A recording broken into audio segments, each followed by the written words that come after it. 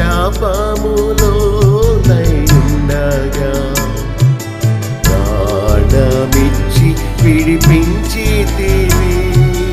అందుకే నీకు స్తోత్రములు, అందుకే నీకు స్తోత్రములు.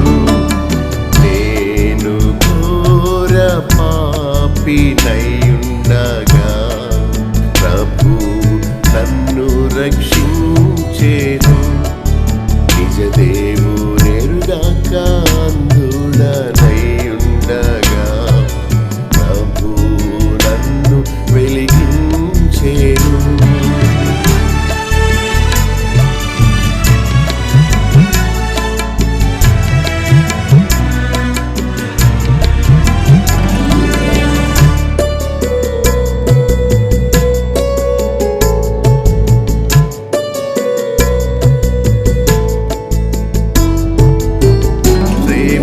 దుఃఖము రోగములెన్నో వచ్చినా ప్రేమతో ఆదరించితివి. ప్రేమ దుఃఖము రోగములెన్నో వచ్చినా ప్రేమతో ఆదరించితివి. అందుకే నీకు స్తోత్రములు, అందుకే నీకు స్తోత్రములు. నేను ఘోర పాపినైయుండగా ప్రభు నన్ను రక్షించెను. నిజ దేవుడెరుగాక అంధుడనైయుండగా ప్రభు నన్ను వెలిగించెను. నేను ఘోర పాపినైయుండగా ప్రభు నన్ను రక్షించెను. నిజ దేవుడెరుగాక అంధుడనైయుండగా ప్రభు నన్ను వెలిగించెను. ప్రభు నన్ను వెలిగించెను. ప్రభు నన్ను వెలిగించెను. చూడండి, మత్తయి సువార్త 12. ఆ కాలమందు యేసు విశ్రాంతి దినమున పంట చేలలో పడి వెళ్ళుచుండగా ఆయన శిష్యులు ఆకలిగొని వెన్నులు త్రుంచి తినసాగిరి. పరిసయ్యులు అది చూచి, ఇదిగో విశ్రాంతి దినమున చేయకూడని దీన్ని శిష్యులు చేయుచున్నారని ఆయనతో చెప్పగా ఆయన వారితో ఇట్లనెను, తానును తనతో కూడా ఉన్నవారును ఆకలిగొని ఉండగా దావీదు చేసిన దానిని గూర్చి మీరు చదవలేదా? అతడు దేవుని మందిరములో ప్రవేశించి యాజకులే తప్ప తానైనను తనతో కూడా ఉన్నవారైనను తినకూడని సముఖపు రొట్టెలు తినెను. యేసు ప్రభు ఈ లోకములో ఉండగా ఆయన దగ్గరికి 2 రకాల మనుషులు వచ్చారు. ఒకరు శాస్త్రులు, పరిసయ్యులు, ధర్మశాస్త్రోపదేశకులు, యూదా పెద్దలు, మతాధికారులు. వారు వచ్చింది ప్రభు యొక్క మాటలు వినడానికి కాదు, కానీ వారు ప్రభు బోధలో ఏదన్నా తప్పు పడదామని విమర్శించడానికి, తప్పు పట్టి తద్వారా ఆయనకు శిక్ష విధించడానికని దురుద్దేశముతో వచ్చి అక్కడక్కడ దూరముగా నిలబడి ప్రభువులో ఏదైనా తప్పు దొరుకుతుందా అని ఎదురు చూచి ఉండేవారు. రెండవ బాపతు రకం ఎవరంటే దీనులు, అల్పులు. నేను పాపిని అనుకున్నవారు ప్రభు దగ్గరికి వచ్చి క్షమించమని అడిగి పాపిని అని ఒప్పుకొని కన్నీటితో ఆయన పాదములు తడిపి ఆయన ముందుకు రాలేక వెనుక తట్టు నిలబడి ఎంతో పశ్చాత్తాపముతో కన్నీరు కారుస్తూ క్షమాపణ అడిగి ప్రభు ద్వారా క్షమాపణను, సమాధానాన్ని పొంది వెళ్ళిన వారు రెండవ రకం. ఇప్పుడు కూడా ప్రజలు 2 రకాలుగానే ఉన్నారు. సభలకు వచ్చే వారిలో విమర్శించేవారు కొందరు. అలా చెబితే ఎలా అని ఎదిరించేవారు మరికొందరు. ఏదో కొత్త బోధ ఏదన్నా విందామా అని వచ్చేవాళ్ళు కొందరు. కానీ బహు తక్కువ మంది, దేవా నీవు నాతో ఏమని మాట్లాడనై ఉన్నావు, నీ ఉద్దేశము నాకు చెప్పు, నాలో మార్పు కలిగించు, లోకం మీద, శరీరం మీద, లోకములో ఉన్న వాటి మీద నాకు వైరాగ్యం పుట్టించు అని పశ్చాత్తాపముతో దేవుని స్వరాన్ని వినడానికి వచ్చేవాళ్ళు వేరు. చోద్యం చూడటానికి వచ్చే రకాలు వేరు. భోజనం పెడుతున్నారు, దేవుడి ప్రసాదం అది కళ్ళకద్దుకొని తింటే మనకు ఎంతో ఆశీర్వాదం వస్తుంది అని భుజించేవారు కొందరు. మరికొందరు పాస్టర్ గారి చెయ్యి నా తల మీద వేస్తే చాలు నాకున్న రోగం పోతుంది అని రోగ నివారణ కోసం వచ్చే రకం వేరు. కానీ ప్రభు ఎవరో, ఆయన దగ్గరికి వచ్చిన వారికి ఆయన ఏమి ఇస్తానని వాగ్దానం చేశాడో, దేని కొరకు మనము రావాలో తెలుసుకొని ఆ ప్రభువిచ్చే పాప క్షమాపణను, విశ్రాంతిని, శాంతిని, నెమ్మదిని, ఆత్మరక్షణను, కుమారత్వమును, నిత్యత్వము కొరకైన ఆశీర్వాదాలని పొందడం ఎంతో అవసరము. వాటినే ఆయన మనకు ఇవ్వడానికి వచ్చాడు. నేను నీతిమంతుణ్ణి అనుకుంటే ప్రభుతో మనకు ఎలాంటి అవసరము లేదు. నేను పాపిని, నాకు నేను సహాయం చేసుకోలేను, ఇదే స్థితిలో ఉంటే నేను నశించిపోతాను, అయ్యో నాకు రక్షకుడు కావాలి అని ప్రభు యొక్క అవసరతను, ఒక వ్యక్తి యొక్క పాప స్థితిని గుర్తిస్తేనే వారు దీన మనస్సుతో ప్రభు దగ్గరికి రాగలుగుతారు. కనుక ఈరోజు మనము 1 నుండి 12 వచనాలు మత్తయి సువార్త 12వ అధ్యాయంలో ఉన్న విషయాన్ని మనం ఒకసారి ధ్యానం చేద్దాం. మరి యేసు ప్రభు ఈ లోకములో సంచరించిన కాలములో ఆయన ఎన్నో గొప్ప విషయాలు బోధించాడు. ఒకవైపు శిష్యులు ఆయన మాటలు శ్రద్ధగా విన్నారు. ప్రభు ఏం చేసినా, ఏం బోధించినా మతాధికారులు ఆయన బోధను అంగీకరించక ఎదిరించేవారు. ఏం చేసినా తప్పే, రోగిని బాగు చేసినా తప్పే, సువార్త బోధించినా తప్పే. అలా వారు ప్రభు మీద వ్యతిరేక భావంతో వచ్చి వెళుతూ ఉండేవారు. ప్రభు ఒక గ్రామానికి వెళుతున్నప్పుడు ఆయన వెనక శిష్యులు కూడా ప్రయాణం చేస్తున్నారు. వారు ఒక చేనులో నుండి వెళుతున్నప్పుడు చాలా దూరం ప్రయాణమేమో. ఆ చేనులో ఉన్న ఆ పంట ఏంటో మనకు తెలియదు, కానీ అది ఒకవేళ కంది పంట ఏమో. కందులు అప్పుడెప్పుడే మొలుస్తున్నప్పుడు వాటిని తింటే పాలతో చక్కగా ఉంటుంది. అందుకనే వాళ్ళు ఖాళీగా ఉండక, యేసుప్రభు అలా చేయలేదు, కానీ శిష్యులు మాత్రము వెన్నెలు త్రుంచి వాటిని తింటున్నారు. నేను చెప్పాను కదా, ఈ శత్రువులు, మతాధికారులు, తప్పులు వెదికేవారు, విమర్శించేవారు ఎక్కడ దొరుకుతారా పట్టుకుందామని చూచేవారు. దొరికింది. ఈవేళ విశ్రాంతి దినము. దేవుడు మనకు ఏ పని చేయొద్దని చెప్పాడు, అయితే వీళ్ళు వెన్నులు త్రుంచి తింటున్నారు. తప్పు ఇది. ఏ పని చేయొద్దంటే వాళ్ళు వెన్నెలు త్రుంచి తింటున్నారు. తప్పు తప్పు తప్పు అని ఏదో చిన్న విషయాన్ని భూతద్దములో పెట్టి ప్రభుని, ప్రభు దగ్గర ఉన్న శిష్యులను వారు విమర్శిస్తున్నారు. అదేదో ఘోరమైన తప్పులాగా. ఏదో 2 గింజలు నోట్లేసుకొని ఉంటారు అంతే.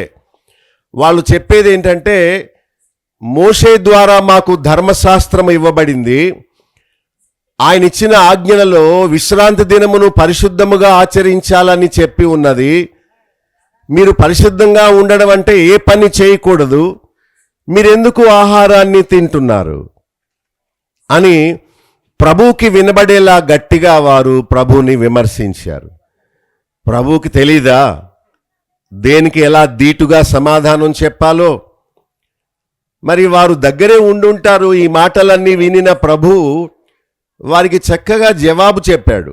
ఏం చెప్పాడంటే చూడండి, దావీదు చేసిన పనిని కూర్చి మీరు చదవలేదా?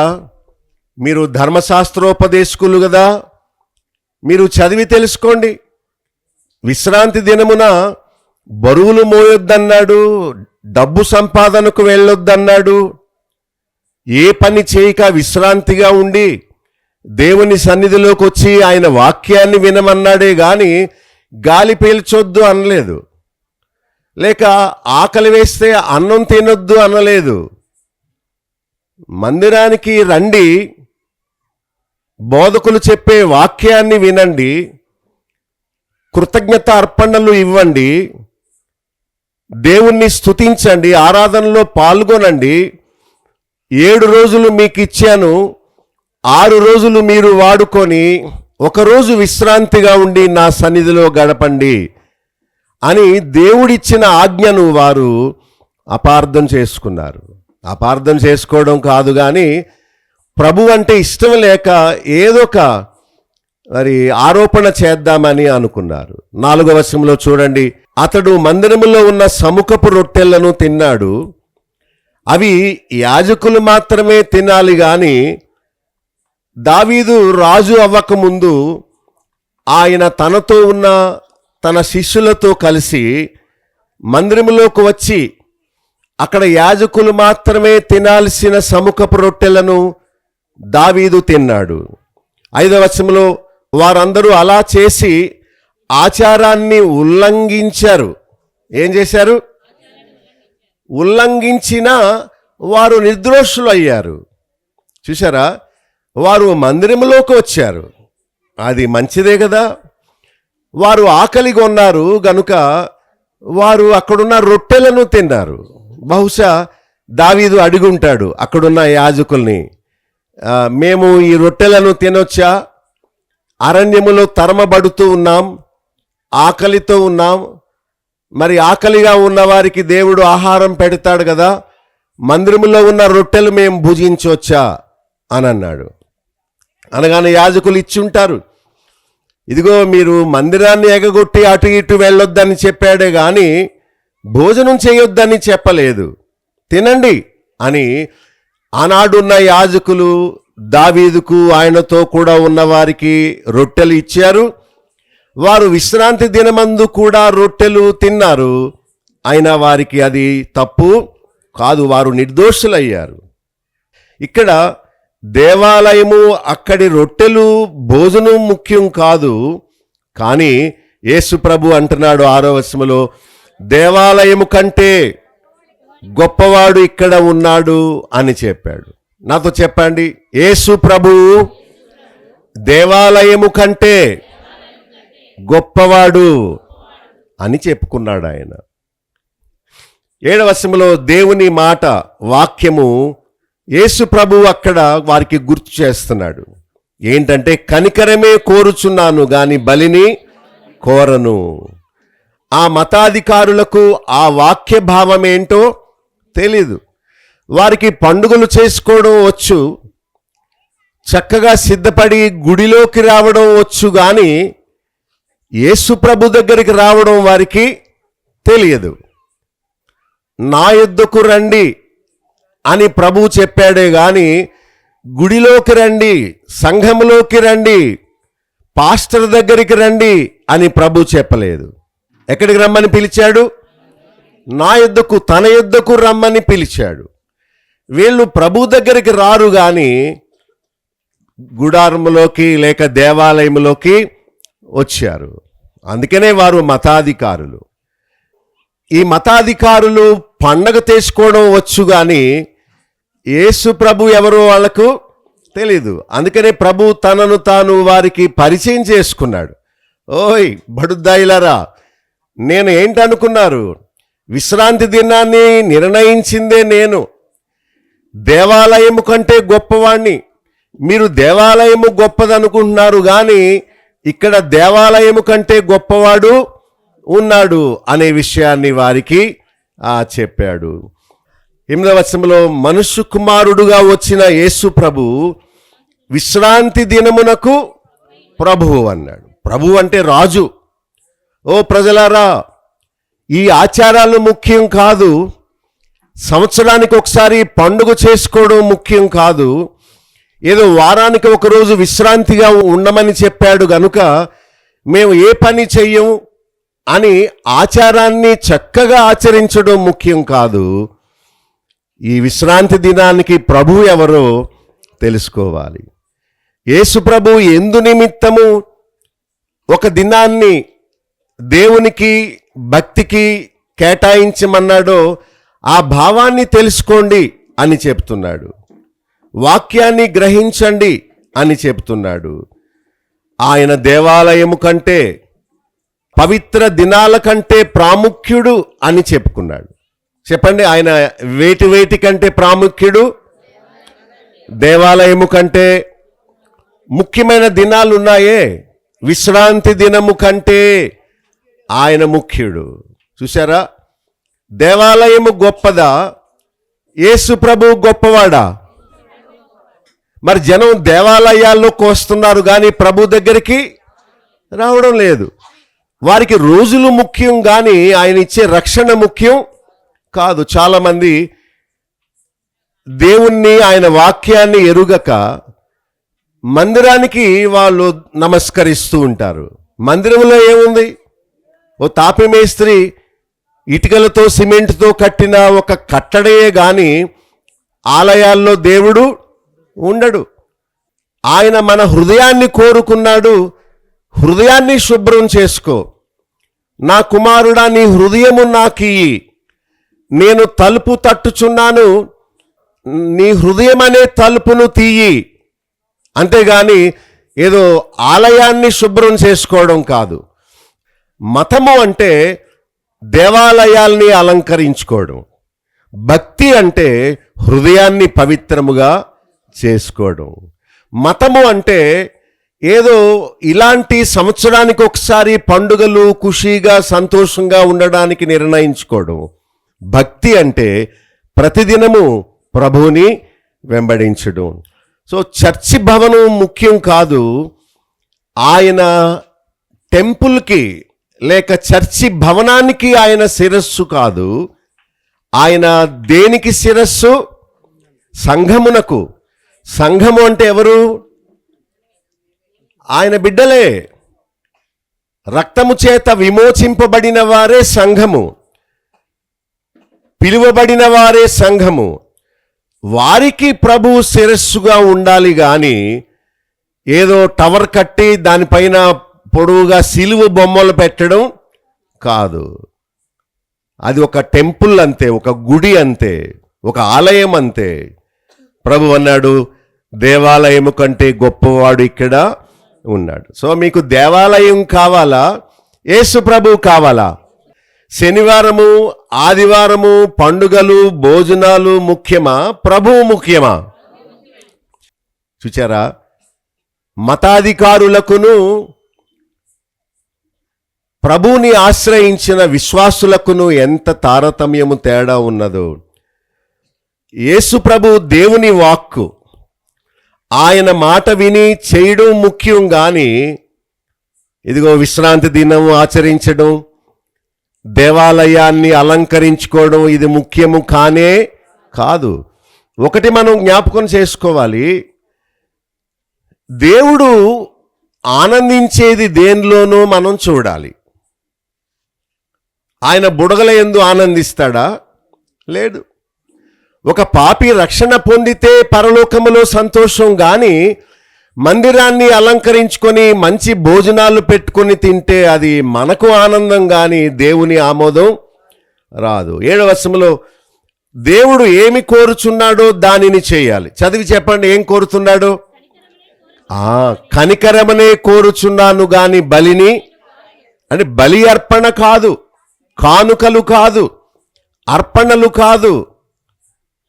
ప్రేమగా ఉండు, కనికరముగా ఉండు, వాక్యమును దేవుణ్ణి ప్రేమించు అని చెప్తున్నాడు. మతము ముఖ్యం కాదు కానీ ఒక వ్యక్తి రక్షింపబడడం ముఖ్యం. ప్రభు ఒక ఉపమానం చెప్పాడు అప్పుడే. అక్కడ ప్రభు వాక్యం చెప్తున్నప్పుడు ఊచ చేతులు కలవాడు ఒకడు ఉన్నాడు. వాళ్ళకి అర్థమైపోయింది యేసు ప్రభు సభలో ఏ విధమైన అనారోగ్యం కలిగిన వారు ఉన్నా సరే వారు అడగకుండానే ప్రభు వారిని బాగు చేసేవాడు. అయితే వీళ్ళు కూడా ఎదురు చూస్తున్నారు. ఎందుకు? ఈవేళ విశ్రాంతి దినం, ఏ పని చేయకూడదు, కానీ ఇతను స్వస్థపరుస్తాడు ఈ రోగిని, అప్పుడు పట్టుకుందాం అని అనుకున్నారు. అయితే ప్రభు అన్నాడు, మీ గొర్రెల్లో ఏదైనా ఒక గొర్రె గోతులో పడిపోతే ఈరోజు మాకు సెంటిమెంటు, మేము ఏ పని చేయొద్దని అనుకున్నాం గనుక గొర్రె గోతులో పడినా సరే మేము తీయము అని అంటారా? అనరు కదా. గోతులో పడిన గొర్రెను మీరు విశ్రాంతి దినమని మతాచారమని మీరు తీయకుండా ఉండరు కదా, తప్పక గోతిలో పడిన గొర్రెను తీస్తారు కదా. మరి గొర్రెను బ్రతికించడానికి మీరు ఆచారాల్లో వద్దనుకున్నప్పుడు మరి గొర్రె కంటే శ్రేష్ఠులు కదా మనుషులెంతో శ్రేష్ఠులు. ఒక పాపములో పడి ఉన్న పాపిని రక్షించడం ముఖ్యం కాదా? భోజనాలు ముఖ్యమా? గుడులు గోపురాలు ముఖ్యమా? లేక గొర్రెల్ని గోతులోంచి తీయడం ముఖ్యమా? అవి కాదు. ఒక మనిషి పాపము నుండి రక్షింపబడమే ముఖ్యమని చెప్పాడు. ప్రజలు ఉపవాసాలు ఉంటున్నారు కానీ పశ్చాత్తాపపడడం లేదు. ప్రజలు మందిరంలోకి వస్తున్నారు కానీ దేవుళ్ళలోకి రావట్లేదు. ఆ కుంటివాడు చచ్చిపోయినా పర్వాలేదు, మేము మాత్రం మతాన్ని బాగా అనుసరిస్తాం. మాకు విశ్రాంతి దినము ముఖ్యం కానీ ఒక పాపి రక్షణ పొందడం ముఖ్యం కాదు. మాకు దేవుని వాక్యం ముఖ్యం కాదు, మాకు అన్నపానాలు ముఖ్యం అని చెప్పడం. చూసారా మతానికి భక్తికి ఎంత తేడా ఉందో? అంటే శిష్యులు ఆకలితో చచ్చిపోయినా పర్వాలేదు, మతాన్ని మాత్రం అనుసరించాలి. వాళ్ళు కనీసం గొంతుకు ఎండిపోతుంటూ కాసేని నీళ్లు కూడా తాగకూడదట. మతం అలా చెబుతుంది. ఎంత వెర్రివారో చూడండి.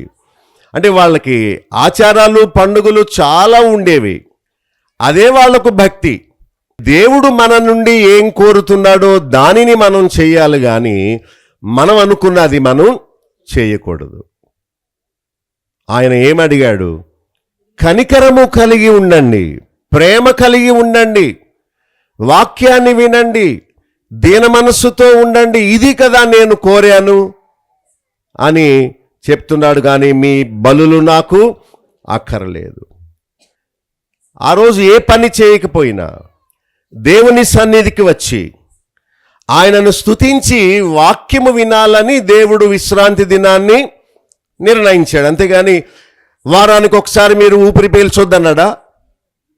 చచ్చిపోతాం. వారానికి ఒకసారి మీరు తిండి తినొద్దన్నాడా? No no no, don't take him wrong. ఆయనను అపార్థం చేసుకోకండి.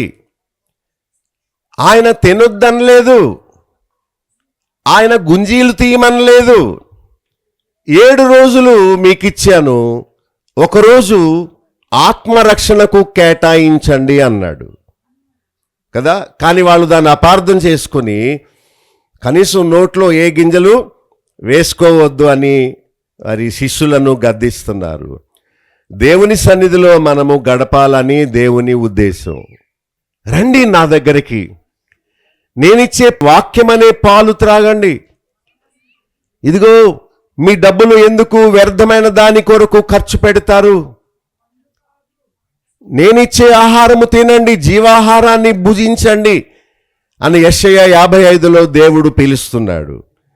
సో మనము దేవుని సన్నిధిలో ఉండాలనేది దేవుని యొక్క ఉద్దేశం. కనీసం వారానికి ఒకసారైనా. ఎప్పుడు? మరి మీరు వారానికి ఒకసారి మందిరానికి వచ్చి దేవుని వాక్యం వినడం ఇష్టం లేదు కానీ కానుకలు మాత్రం ఇవ్వాలని, పండుగలు మాత్రం చేసుకోవాలని ఇలాంటివి అడుగుతున్నారు. దేవుడు మన నుండి వాటిని కోరట్లేదు. బరువులు ఎత్తొద్దు, డబ్బు సంపాదనకు వెళ్ళొద్దు అన్నాడే గాని మన మీద కఠినమైన భారం ఏది మోపలేదు. 1-2 వచనాల్లో ప్రభు శిష్యులు చేసింది ఏంటి? ఆకలిగా ఉన్నారు, వాళ్ళు వెన్నులు త్రుంచి అది తప్ప? ఆకలి కొనడం తప్పు కాదు, అక్కడ అందుబాటులో ఉన్న ఆహారాన్ని తినడం తప్పు కాదు. కానీ తప్పేంటంటే మనము దేవుని సన్నిధిని వదిలిపెట్టి పనికి వెళ్ళిపోవడమే, దేవుని సన్నిధిలో వాక్యం చెప్తుంటే నిద్రపోవడమే, దేవుడు ఇమ్మని చెప్పిన హృదయాన్ని ఇవ్వకుండా ఏవో కానుకలు ఇస్తాను తీసుకో అని చెప్పడమే. ప్రభు వారికి ఇచ్చిన జవాబు, దావీదు దేవుని సముఖములో మందిరములో ప్రవేశించాడు, సముఖపు రొట్టెలు తిన్నాడు. అలాగే మీరు కూడా మందిరానికి రండి, జీవాహారాన్ని భుజించండి. కనీసం వారమంతటిలో 2 గంటలు ఆయనకు కేటాయించండి. దేవుడు ముఖ్యుడుగా మీ జీవితంలో చేసుకోండి. 6 రోజులు సంపాదనకు వెళుతున్నారు, కనీసం ఒక్కరోజు 2 గంటలైనా దేవునికి కేటాయించండి అని దేవుడు నిర్ణయించిన ఆజ్ఞ అది. దాన్ని కూడా ఇవ్వరా మీరు? కొందరు అయిపోయే ముందు వస్తారు అటెండెన్స్ వేయించుకోవడానికి. దేవుని మీద నిజంగా ప్రేమ ఉంటే అన్ని పనులు కట్టిపెట్టి దేవుని వాక్యం వినడానికి, దేవుణ్ణి స్తుతించడానికి, నూతన వారం కోసం సిద్ధపడడానికి ప్రేమతో వస్తారు. అది దేవుడు మన నుండి కోరుతున్నాడు. 5వ వచనంలో యాజకులు కూడా విశ్రాంతి దినమందు దేవాలయంలో తింటారు కదా, అంటే వాళ్ళకి మరణశిక్ష వేయాలా? లేదు, తినడం తప్పు కాదు. వారు విశ్రాంతి దినాన్ని ఉల్లంఘించియు నిర్దోషులై ఉన్నారు. ఓ ప్రజలారా, మీరు మతాచారాలు చేయట్లేదే అని అడుగుతున్నారు. మీ శిష్యులు చేతులు కడుక్కోకుండా భోంచేస్తున్నారే అని అడుగుతున్నారు. మేమందరం ఉపవాసాలు ఉంటున్నాం, మీరు మీ శిష్యులు ఉపవాసాలు ఉండడం లేదే అని అడుగుతున్నారు. చేతులు కడుక్కొని భోంచేయడం అనేది ఆచారము. అప్పుడే స్నానం చేసిన వారు మళ్ళా ఆచారం కోసం చేతులు కడుక్కోవాల్సిన అవసరం లేదు. శుభ్రత కోసం చేతులు కడుక్కోవడం వేరు, ఆచారం కోసం కడుక్కోవడం వేరు. ఏది మతమో ఏది భక్తియో ప్రభు చెప్తున్నాడు. దేవాలయము విశ్రాంతి దినము ముఖ్యం కాదు, కానీ దేవుడు, ప్రభువు, ఆయన వాక్యము ముఖ్యము. 12వ వచనంలో విశ్రాంతి దినమున మేలు చేయుట ధర్మమే అని చెబుతున్నాడు. అంటే ఒక వ్యక్తి పడిపోతే వదిలేస్తావా విశ్రాంతి దినం అని చెప్పి? అంటే యూదులు ఆ రోజు ఏ పని చేయకూడదు అనుకుంటున్నారు, కానీ దేవుని ఉద్దేశం ఏంటో వాళ్ళు తెలుసుకోలేదు. మరి ఒక పాపిని గోతులోంచి పైకి తీయడం ముఖ్యం అని చెప్పాడు. వెన్నెలు త్రుంచడం తప్పు కాదు. ఆదివారం కూడా మనము దేవుని సన్నిధికి రావడం మానేసి పనికి వెళ్ళిపోవడం, వ్యాపారంకి వెళ్ళిపోవడమే తప్పు. ఆచారాలంటే మానవ కల్పితాలు, బైబిలు బోధించనివి. ప్రభు జన్మను జ్ఞాపకం చేసుకోవద్దని నేను చెప్పను, కానీ సంవత్సరానికి ఒకసారి కాదు జ్ఞాపకం చేసుకోవలసింది, నిత్యము జ్ఞాపకం చేసుకోవాలి, గుర్తు చేసుకోవాలి. ప్రభు ఒకవైపు ఆకలి కొనిన వారికి ఆహారం ఇస్తున్నాడు, గోతిలో పడిన వారిని రక్షిస్తున్నాడు, ప్రయత్నిస్తుంటే వీళ్ళేమో ఉపవాసాలు, ఆచారాలు, పండుగలని చెప్పి తమ జీవితాన్ని వ్యర్థము చేసుకుంటున్నారు.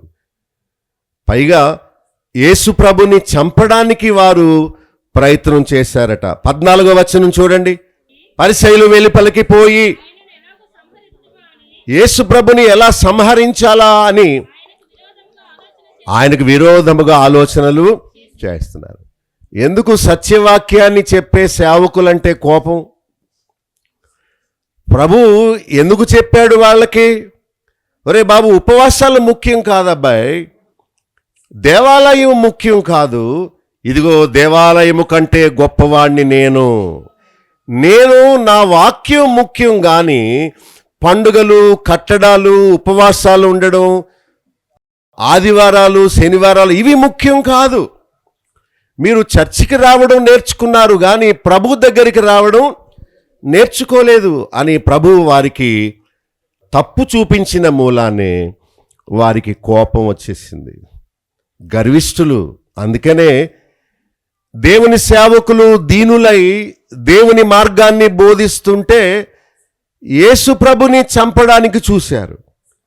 అంతకుముందే ఆయన చెప్పాడు ఏమని? 11:29లో నేను సాత్వికుడను, దీన మనస్సు గలవాడును, నా కాడి చాలా తేలిక, మీరు నా కాడి ఎత్తుకొని నా యుద్ధ నేర్చుకోండి, అప్పుడే మీ ప్రాణానికి విశ్రాంతి. ఓ ప్రజలారా, నేను సాత్వికుడుగా ఉన్నట్టు మీరు కూడా సాత్వికులుగా ఉండండి. సాత్వికత్వము, దీనత్వము అంటే దేవుని వాక్యానికి విధేయత చూపడమే. మరి మీలో ఎంతమంది సాత్వికులు? మాకు ఈ కులము, మతము, ఆచారాలు, పండుగలు మాకు ముఖ్యం కాదండి, మాకు దేవుడు పంపిన యేసుక్రీస్తు ముఖ్యం. ఆయనను మా హృదయంలో రాజుగా ప్రతిష్ఠించుకుంటాం, ఆయన చెప్పినట్లే చేస్తాం, యేసు ప్రభునే వెంబడిస్తాం. కానీ ఈ క్రైస్తవ ఆచారాలని మేము వెంబడించాం, ఆయన ఏం చెప్పాడో మేము చదువుకుంటాం అనే ప్రేమ మీలో ఎంతమందికి ఉంది? మీకు తెలుసు మీరు మతస్థులో లేక భక్తిపరులో, మీ గురించి మీకు తెలీదా? తెలుసు. కానీ ప్రభు పిలుస్తున్నాడు, అయ్యలారా మీ ప్రాణానికి విశ్రాంతి ఇస్తాను రండి, విశ్రాంతి ఇస్తాను రండి, మీ ఆత్మలకు నా యొద్దకు రండి. గుడిలోకి కాదు వెళ్ళడం, ఎక్కడికి రావాలి? నా యొద్దకు రండి. ఇలా చెబితే కూడా చంపేస్తారా? అంటే ఉన్నది ఉన్నట్టు చెప్పడం వద్దా? అపోస్తలులు చేసిన బోధ చేయడం మానేసి ఏదో యూట్యూబ్లో ఎవడో ఏదో చెప్పాడని దాన్ని మీరు ఇష్టపడతారా? లేక అపోస్తలుల బోధ, యేసు ప్రభువు బోధ మీకు అక్కర్లేదా? ఒకవేళ క్రిస్మస్ పండుగ చేసుకోవడం అవసరమైతే యేసు ప్రభు చెప్పడా? అన్ని చెప్పి ఇది మానేస్తాడా? లేక అపోస్తలులతో చెప్పించడా మనకి?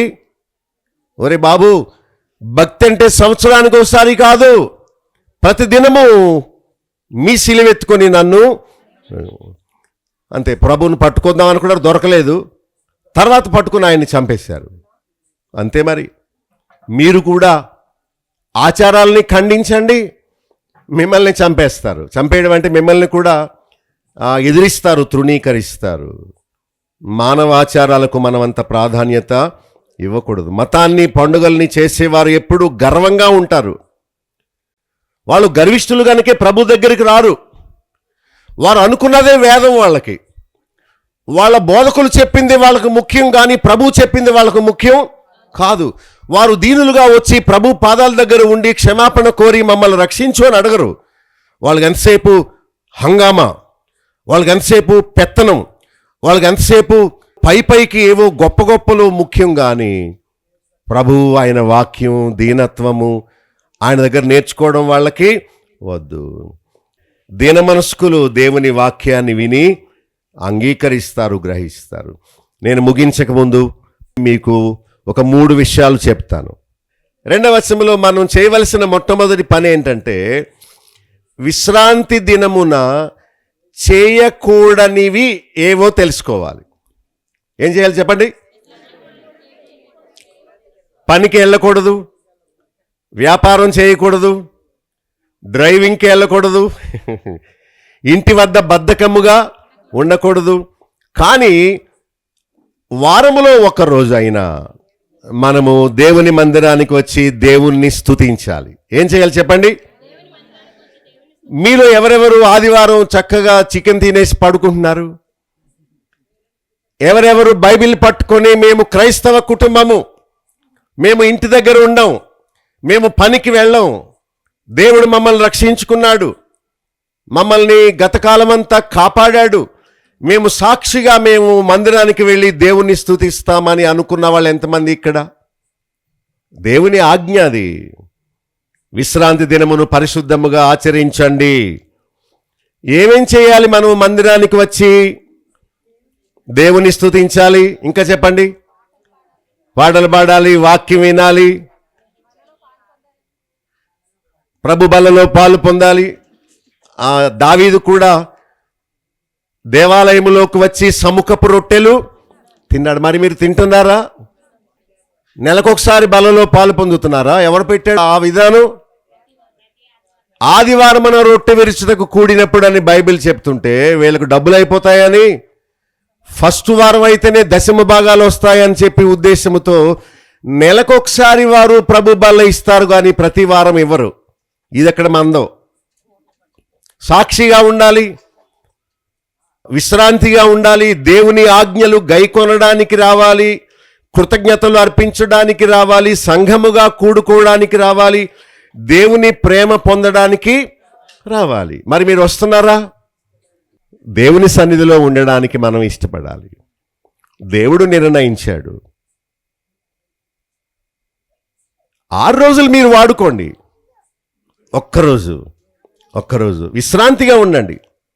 ఏ పని చేయొద్దు, శాంతిగా ఉండండి, నెమ్మదిగా ఉండండి, వాక్యం వినండి, దేవుని మనసారా స్తుతించండి. అసలు మీరు క్రైస్తవులేనా? మీది క్రైస్తవ కుటుంబమేనా? ఆదివారం రాగానే మీరు దేవుని సన్నిధికి రాకుండా ఎలా ఉండగలరు? మీరు దేవుని మందిరానికి రాకుండా మీరు ఇంటి దగ్గర కూర్చొని సీరియల్స్ చూస్తున్నారంటే అసలు మీరు దేవుని బిడ్డలు కానే కాదు అని. రావాలి, సముఖపు రొట్టెలు తినాలి. చాలామంది వస్తారు కానీ రొట్టె బల్ల ఇచ్చినప్పుడు వెళ్ళిపోతారు. అంటే వాళ్ళు దేవుని బిడ్డలు కాదన్నమాట. దావీదు తనతో ఉన్నవారు ఏం తిన్నారు చెప్పండి? సముఖపు రొట్టెలు తినాలి. మనం కూడా ప్రభు బల్లలో పాలు పొందాలి. రెండవ పని 6వ వచనములో మన ప్రభువు పండుగలకు, విశ్రాంతి దినాలకి, ఆచారాలకు, కల్పితాలకి కంటే గొప్పవాడని మనము వాటికి ప్రాముఖ్యత ఇవ్వక ప్రభుకి, ఆయన వాక్యానికి ప్రాముఖ్యత ఇవ్వాలి. ఒక మాస్టారు మా ఇంట్లో మీటింగ్ పెట్టండి అని అడిగాడు.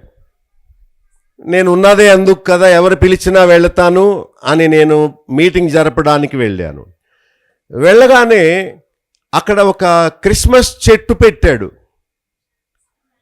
అది ఎప్పుడో 2 రోజులు అయినట్టుంది, అది ఒళ్ళిపోయింది. అండ్ కోసేసిన ఆకు పచ్చగా ఉంటుంది ఎప్పుడును. అదేదో ఒక ఇండోర్ ప్లాంట్ పెట్టుకుంటే కొంచెం పచ్చగా ఉంటాయేమో, కానీ తెంపేసిన కొమ్మ పచ్చగా ఎలా ఉంటుంది? ఉండదు. అలాగే కొమ్మ నరుక్కొచ్చి పెట్టారు, దానిలో జీవము లేదు, కానీ ఏదో పెడుతున్నారు. బల్బులు 100 రూపాయలు పెడితే దండ వచ్చేస్తుంది. ఏముంది ఆ ప్లగ్లో పెడితే ఇలా ఎలిగి ఆడుతూ ఉంటుంది. ఓ గ్రీటింగ్ కార్డులు పెట్టాడు, చిన్న చిన్న బుడగలు ఊదాడు. వాళ్ళ అత్తగారు అంటుంది, అయ్య బాబు ఈవేళ పొద్దున్న మొదలెట్టారండి ఈ అల్లుడు. అది పెద్ద విగ్రహం అయిపోయింది పాస్టర్ గారు. నేను వాక్యం చెప్పి ఆ బతుకును మారుద్దామని వెళితే ఈ కష్టపడి అలసిపోయాడేమో, గోడకు జారబడి అన్నాడు. మతం అంటే ఇదే, చూసారా? చెట్టు కాదు, దేవుని వాక్యం. ఈ మధ్య క్రిస్మస్ తాత విగ్రహాలు అమ్ముతున్నారు. ప్రతి పాస్టరు కొనుక్కెళ్ళిపోవడం, ఆ స్టేజ్ మీద బొమ్మ పెట్టాడు, సైతాన్ అనమాట. విగ్రహం అంటే ఏంటి? వాక్యం కాదు అక్కడ. డ్యాన్సులు, ఈ స్టేజ్ ఊగిపోయేలాగా డ్యాన్సులు, వెనకాల ఉన్న సేవకులను మూసేసేలాగా డ్యాన్సులు. ఇక నిద్రపోయే టైం 12:30, 1 గంటకి ఇస్తారు. అయ్యగారు 10 నిమిషాలు చెప్పి ముగిచ్చేయండి అంటాడు. మళ్ళీ అక్కడ వాక్యానికి తావు లేదు. శాంతాక్లాజ్ ఎవరు అసలు? క్రిస్మస్ తాత ఎవడాడు అసలు? ఎవడు పెట్టాడు అసలు భక్తిలోకి? ఈ సైతాన్ని తీసుకొచ్చాడు. గ్రంథంలో ఎక్కడన్నా ఉందా? ఇవన్నీ సాతాను పద్ధతులు. బుడగలు, భోజనాలు, కొత్త బట్టలు, ఇవి కాదు. ప్రభు అన్నాడు, ఇదిగో బుడగల కంటే గొప్పవాడు ఇక్కడ ఉన్నాడు, ఇదిగో బిర్యానీ కంటే గొప్పవాడు ఇక్కడ ఉన్నాడు. ఇశ్రాయేలు ప్రజలు అరణ్యములో మన్నా తిని చనిపోయారు. నేనిచ్చు జీవాహారమైన వాక్యము తినువాడు ఎన్నడూ చనిపోడు. దాని కొరకే కష్టపడుడి అని ప్రభు చెప్పాడు. మన ఆశ దేవుని సన్నిధి, వాక్యమై ఉండాలి. ఎవరిని ముఖ్యముగా ఎంచుకోవాలి? ప్రభువుని, ఆయన వాక్యాన్ని. చెప్పండి, ఎవరిని ముఖ్యంగా ఎంచుకోవాలి?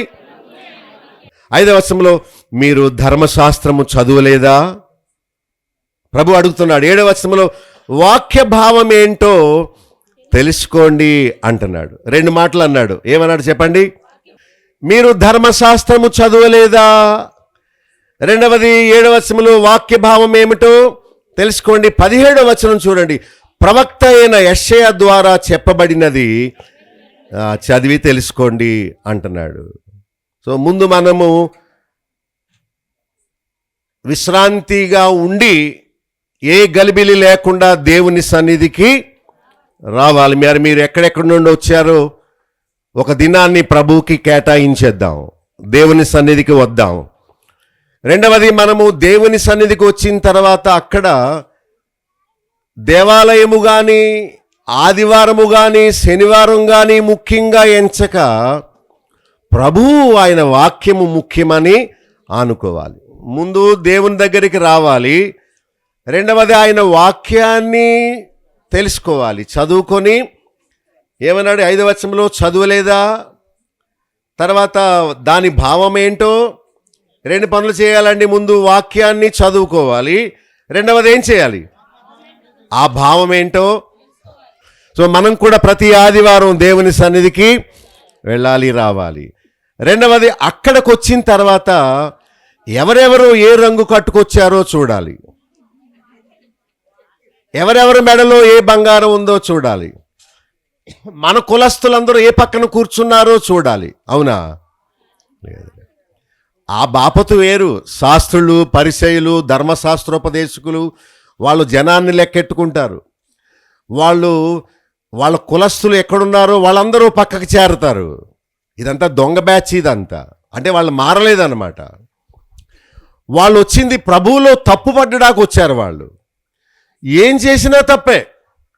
వాళ్ళు వెన్నెలు తురించి తిన్నారు అంతే. శనివారం ఏ పని చేయకూడదు కదా, ఎందుకు తింటున్నారు అన్నాడు. తిండి తినడం తప్పే, ముక్కు మూసేసుకున్నావు శనివారం అంతా ఎందుకు, కాసేపు మూసుకుంటే చాలు. దేవుడు అలాంటి పిచ్చి పిచ్చి ఆచారాలు, కట్టడలు చెప్పలేదు. నీతిగా ఉండన్నాడు అంతే. వాక్యాన్ని వినండి, వాక్యాన్ని చదువుకోండి, దాని భావం ఏంటో తెలుసుకోండి. సో దేవుని సన్నిధికి వచ్చినప్పుడు దేవుని భక్తులు వాక్యం చెబుతారు, దాని భావాన్ని కూడా చెబుతారు. మరి సంఘములో వాక్యాన్ని విని దాని భావాన్ని శ్రద్ధగా వినేవారు ఎంతమంది? వెనక కూర్చొని పిల్లలతో ఆడుకునేవారు ఎంతమంది? చాలామంది అంతే. నవ్వుకుంటా ఉంటారు. నేను పిచ్చోడిని అనుకుంటాను, వీళ్ళు వాక్యం అర్థమైంది అనుకుంటా నవ్వుకుంటున్నారు అనుకుంటాను. ఒట్టిదే వాళ్ళ అమ్మాయితో ఆడుకుంటా ఉంటారు. ఎందుకు అలాంటి వాళ్ళు రావడం? ఎందుకు? ఏం చేయాలి? వచ్చిన వాళ్ళు వాక్యము చదువుకోవాలి, దాని భావాన్ని వినాలి. తర్వాత లాస్ట్ది 8వ వచనంలో, వీటన్నిటికంటే యేసుక్రీస్తును ప్రభువుగా, రాజుగా, ముఖ్యుడిగా మనము ఘనపరచాలి. ఎవరు ముఖ్యుడవ్వాలి? పాస్టర్ గారు అని చెప్పండి. ఎవరు ముఖ్యుడవ్వాలి? నో, నేను కాదు. నాకు, మీకు, అందరికీ యేసు ప్రభువే రాజు, ముఖ్యుడు, ప్రభువు అవ్వాలి. మరి 12వ అధ్యాయము 15వ వచనములో బహుజనులు ఆ ప్రభువును ఏం చేశారు చెప్పండి? ఎవరెవరు వెంబడించారట? బహుజనులు ఆయనను. మరి మీరు ప్రభువుని విమర్శించే వారి గుంపులో ఉంటారా, లేక ఆయనను వెంబడించే వారి గుంపులో ఉంటారా? ఎవరిని వెంబడిద్దాం? బహుజనులు వెంబడించారు, మనం కూడా. అప్పుడు ఆయన వారిని ఏం చేశాడు? స్వస్థపరిచాడు. ప్రభువు నిన్ను స్వస్థపరచాలంటే, ప్రభువు నీకు వివాహం జరపాలంటే, ప్రభువు నీకు సంతానం ఇవ్వాలంటే, ప్రభువు నీ ప్రార్థన ఆలకించాలంటే ముందు నువ్వు ప్రభువుని వెంబడించు. ఆయన రాజ్యాన్ని, నీతిని వెతికితే అవి ఏం కావాలో అవన్నీ అడగకుండానే ఇస్తాడు. నువ్వు వెంబడించవు కానీ, వాక్యం వినవు కానీ, ఆచారాలు బాగా ఆచరిస్తావు కానీ, ప్రభువుని వాక్యాన్ని వినకపోతే దేవుడు నీ ప్రార్థన ఎందుకు వినాలి? నీకు మేలు ఎందుకు చేయాలి? బహుజనులు ఆయనను వెంబడించారు గనుక ఆయన వారందరినీ స్వస్థపరిచాడు. చూచారా? దేవుడు నీ గర్భసంచిని బాగు చేయాలంటే, నీకు సంతానం ఇవ్వాలంటే, నీ బిడ్డలకు ఉద్యోగాన్ని ఇవ్వాలంటే, నీ బిడ్డలకు మంచి సంబంధాలను ఇవ్వాలంటే నీవు ప్రభువుని వెంబడించు. చాలామంది ఉన్నారు ఈ లోకములో మంచి విశ్వాసులు. ప్రభు అంటే వారికి ఎంతో ప్రేమ, ఉపవాసాలు ఉంటారు, ఏకాంతంగా మోకరిల్లి ప్రార్థన చేసుకుంటారు. ప్రభు మాట వారికి ముఖ్యం కానీ ఆచారాలు ముఖ్యం కానే కాదు. పాస్టర్ గారు, నేను మీలానే గ్రంథములో పాస్టర్ చెప్పేది అలా ఉందో లేదో నేను చూసుకుంటే గాని నేను అలా చెయ్యనండి, నేను సత్యసాక్షినే అని చాలామంది నాకు ఫోన్ చేస్తారు. మనం ప్రభుని వెంబడిద్దాం. విమర్శిద్దామా వెంబడిద్దామా? 14వ వచనంలో సంహరించాలని చూద్దామా వెంబడిద్దామా? ఆయనను అనుసరించారు వారు. ఎవరిని? ప్రభువుని. 16వ వచనంలో అప్పుడు అన్నాడు ప్రసిద్ధి చేయొద్దని, ఎందుకంటే ఆయన సమయం రాకుండానే వారు ప్రభువుని పట్టుకొని సిలువ వేసి చంపేస్తారేమో అని కీప్ క్వైట్, అప్పుడే నన్ను అల్లరి చేయొద్దు అన్నాడు. కానీ ఇప్పుడు మనం ప్రభువుని ప్రసిద్ధి చేయాలి. మనం తెలుసుకున్న విషయాన్ని ఒకళ్ళకి చెప్పడమే. మతంలో నుంచి భక్తిలోకి రండి అని చెప్పాలి. ఓ అమ్మా, దేవుడు నీకు మేలు చేయాలంటే ఆయన దగ్గరకు వచ్చి ఆయన వాక్యము విని ఆయనను వెంబడించాలి. 3 పాయింట్లు అయిపోయినాయి. ముందు ఏం చేయాలి? వారానికి ఒక్కసారైనా ఆయన సన్నిధికి రావాలి. రెండవది, ఆచారాలు ప్రక్కన పెట్టి వాక్యమును విని అర్థం చేసుకోవాలి, దాని భావం ఏంటో తెలుసుకోవాలి. ఇక మూడవది, ప్రభుని వెంబడిద్దాం. అలాగే కళ్ళు మూసుకోండి, ప్రార్థన చేస్తాను.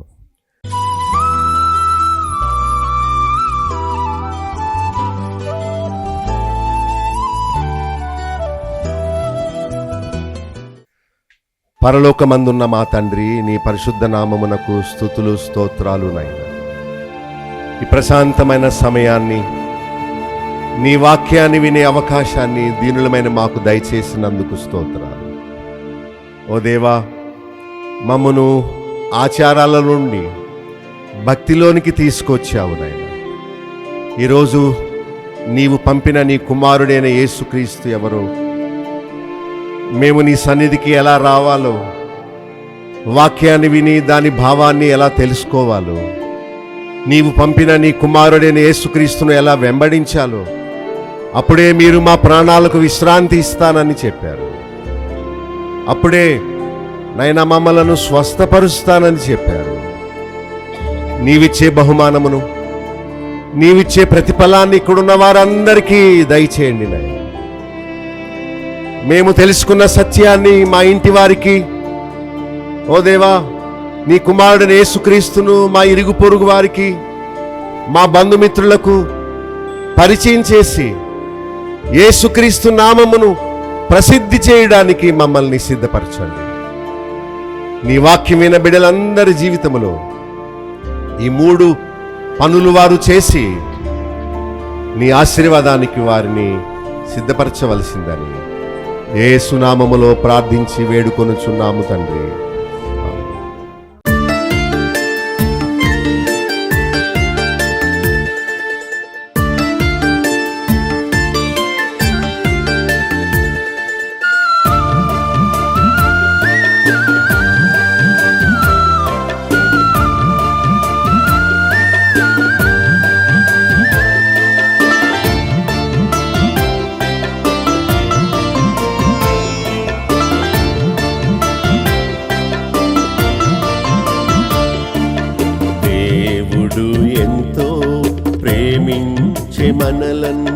దేవుడు ఎంతో ప్రేమించే మనలను క్రీస్తును పంపేను భువికే, క్రీస్తును పంపేను భువికే. నశించుచున్న మానవులను బ్రోవా, నశించుచున్న మానవులను బ్రోవా, నిత్య జీవాము నీవా.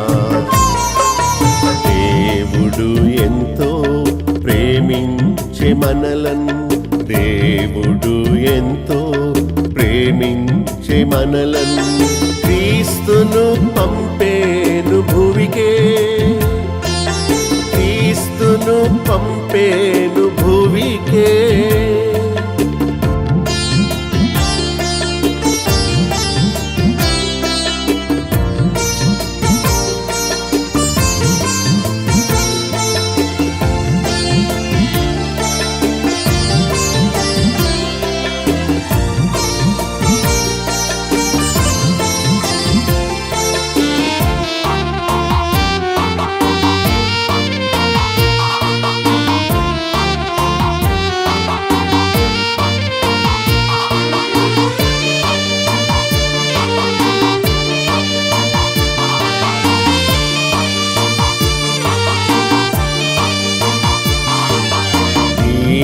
దీనులను పైకి ఎత్తగా యేసు దీనుడై పుట్టేను భువిలో. దీనులను పైకి ఎత్తగా యేసు దీనుడై పుట్టేను భువిలో. పాపుల రక్షింప ప్రభు యేసు క్రీస్తు, పాపుల రక్షింప ప్రభు యేసు క్రీస్తు పరము నుండి దిగి వచ్చే, పరము నుండి దిగి వచ్చే. దేవుడు ఎంతో ప్రేమించే మనలను, దేవుడు ఎంతో ప్రేమించే మనలను క్రీస్తును పంపేను భువికే, క్రీస్తును పంపేను భువికే.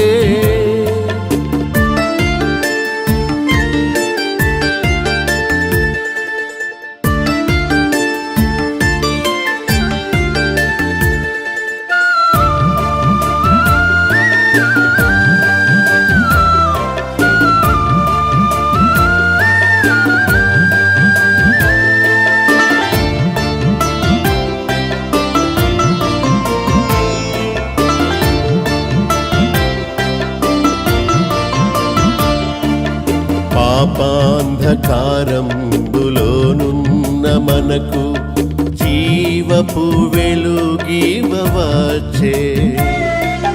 పాపాంధకారంబులోనున్న మనకు జీవపు వెలుగివవచ్చే.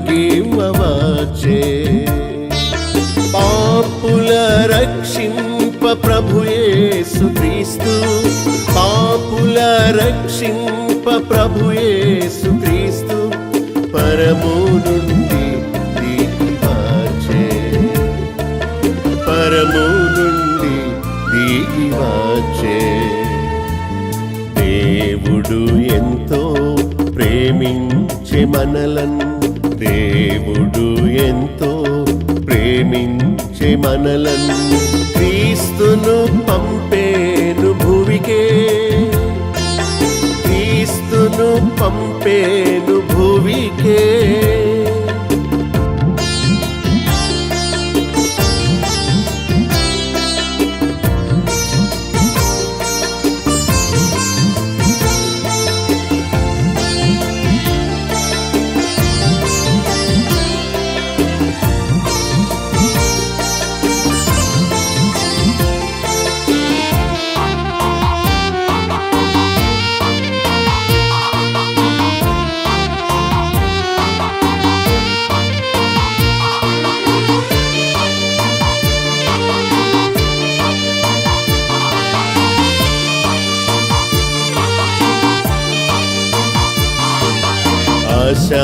అశాంతిలోనున్న మానవ కోటికి నిత్యమైన శాంతినివ్వా. అశాంతిలోనున్న మానవ కోటికి నిత్యమైన శాంతినివ్వా. పాపుల రక్షింప ప్రభు యేసు క్రీస్తు, పాపుల రక్షింప ప్రభు యేసు క్రీస్తు పరము నుండి దిగి వచ్చే, పరము నుండి దిగి వచ్చే. దేవుడు ఎంతో ప్రేమించే మనలను, దేవుడు ఎంతో ప్రేమించే మనలను క్రీస్తును పంపేను భువికే, క్రీస్తును పంపేను భువికే. నశించుచున్న మానవులను బ్రోవా, నశించుచున్న మానవులను బ్రోవా నిత్య జీవాము నీవా. దేవుడు ఎంతో ప్రేమించే మనలను, దేవుడు ఎంతో ప్రేమించే మనలను క్రీస్తును పంపేను భువికే, క్రీస్తును పంపేను